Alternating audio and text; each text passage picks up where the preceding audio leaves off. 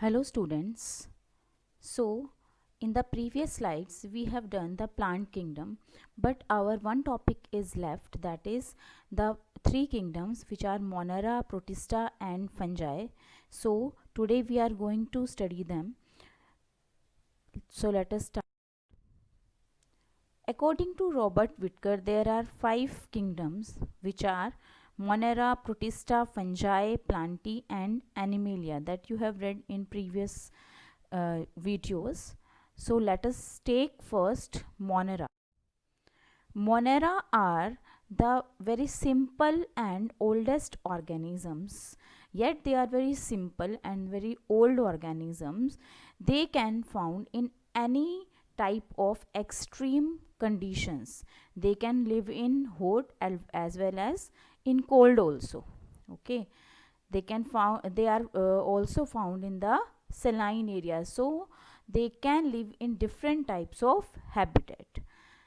The second point is they are prokaryotic. What is prokaryotic? Prokaryotic are the organisms which do not have membrane bound cell organelle, or you can say that these do not have the mitochondria, chloroplast, lysosomes, the organelle which are bounded, and they do not have nucleus also. These are unicellular organisms, means they have one cell. Okay. Monera means bacterias can be heterotrophic or autotrophic. Autotrophic means when they make their food with the help of chemical energy, they are called autotrophs, for example nitrogen fixing bacteria. And heterotrophs, when they decompose the uh, waste or dead organisms, then they will be known as heterotrophs. Monera have cell wall. The examples of Monera are bacteria, blue-green algae, that is called cyanobacteria, and mycoplasmas. But mycoplasmas do not have cell wall. This point has to be remembered, that they do not have cell wall. Now this is the structure of prokaryotic cell. On the one side there is the diagram which is given in your NCERT book, and on the other hand there is a diagram which is handmade. So you can draw like this if this diagram comes in your exams, and this is very important diagram. Either they will ask the labeling, or they will ask to draw the prokaryotic cell, or they can say draw a well labeled bacterial cell. So you have to make this diagram only. Okay, then the structure is, the outer layer is known as cell wall. Okay, the outer layer is cell wall. After that there is cell membrane which is inside the cell wall. Then nucleoid is there, because there is no nucleus, so nucleoid is there, and inside this there is cytoplasm, and the dotted structure, the thick dotted structure is ribosome, which are responsible for making the protein, and then flagella. Now, flagella help them to the second move kingdom is Protista.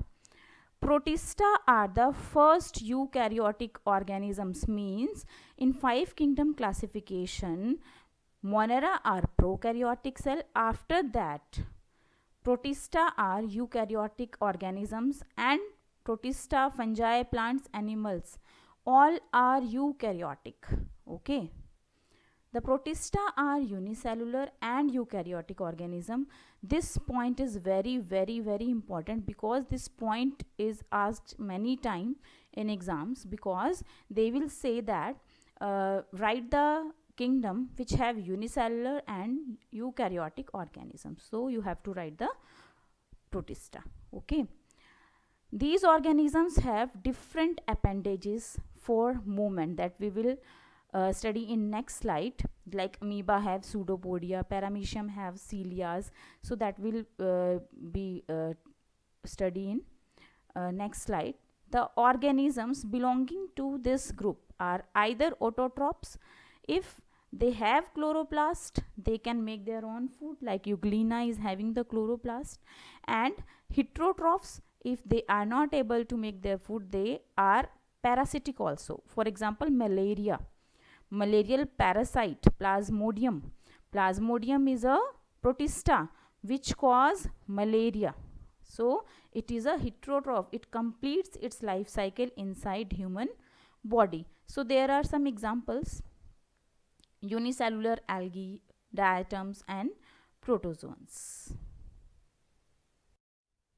This is the picture, this is the diagram of paramecium. Paramecium have cilia for the movement. Okay, they move in a whip like manner. This is nucleus. Inside this this purple color is of nucleus. And amoeba have pseudopodia for movement also and for capturing the food. Okay, when the food particles comes here, they will merge, the pseudopodia merge and engulf the food particle, okay, and form the food vacuole. Now there is Euglena. Euglena have flagella. What is this? This is flagella which help in movement, long flagella. And they also have chloroplast. The point which should be noted here is that Euglena have chloroplast.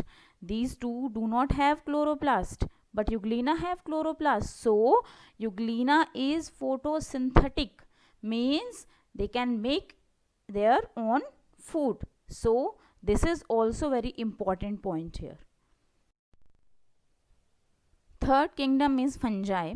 Fungi are heterotrophic, means they depend on dead and decaying organic matter. So they are called saprophytic. The mode of nutrition in fungi is saprophytic because they are dependent on dead and decaying organic matter. Fungi are eukaryotic and multicellular except yeast. Yeast is unicellular, and there is very much importance of yeast. Yeast is very important. Like we can see that during fermentation, yeast produce two things mainly: alcohol, means ethanol, and carbon dioxide. This alcohol is used for making beer, wine, and cough syrups. Okay, and carbon dioxide is used for making breads. The cell wall of fungi is made up of chitin. Chitin is a polysaccharide. Polysaccharide is a tough complex sugar. And some more examples of polysaccharide are cellulose, lignin, suberin, pectin. These all are polysaccharides. Examples of fungi are rhizopus, yeast, and mushroom. There are some species of mushroom which are edible. Okay, the mushroom which are growing on the dung, they are not edible. There are only some species of mushroom which are there is edible. One phenomena which is shown by fungi is symbiotic association. Symbiotic association is a relationship between two organisms where they both are living together and are dependent on each other.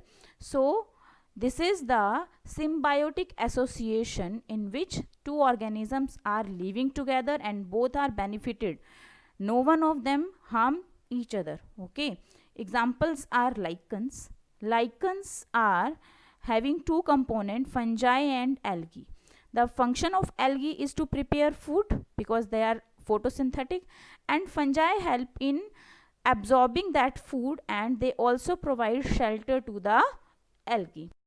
Now there are some pictures of lichens.